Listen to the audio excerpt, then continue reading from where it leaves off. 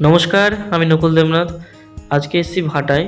ইট কিভাবে তৈরি হয় আমি আপনাদের সাথে শেয়ার করব। এই দেখুন অনেক ধরনের ইট সাজিয়ে রাখা আছে। ১ নাম্বার, ২ নাম্বার, ৩ নাম্বার, আদলা ইট, অনেক ধরনের। এই দেখুন ইনি ইটটা বানিয়ে আমাকে দেখাচ্ছেন কিভাবে ইটটা বানানো হয়। মাটিগুলোকে নরম তৈরি করে তারপর ছাঁচে ফেলে ইটটা তৈরি করা হয়। আমি ওনাদের সাথে কথা বলেছি, আপনারাও শুনুন। আর এই দেখুন এটা হচ্ছে ইট তৈরির ছাদ। आप लोग कहाँ से आए हो वैसे? बिहार से। फिर सीज़न में काम करेंगे फिर चले जाएंगे? अच्छा। এই যে ইটগুলো দেখতে পাচ্ছেন এগুলোই 1000 থেকে 1200 ডিগ্রি সেলসিয়াসে পরে পোড়ানো হবে। ওনারা এখানে থেকেই কাজটা করেন। বর্ষার আগে দিয়ে ওনারা আবার বাড়ি চলে যান। এখানে ছোট ছোট 26খানা বাচ্চা আছে। আর এই যে জায়গাটা দেখতে পাচ্ছেন এখানে ইটগুলো পোড়ানো হয়। এই মেশিনটা দিয়ে মাটিগুলোকে নরম করা হয় আর এই কয়লা আগুন জ্বালানোর কাজে লাগে। এখানে ছোট ছোট জায়গাগুলো দেখতে পাচ্ছেন এখানেই কয়লাগুলো দেওয়া হয়।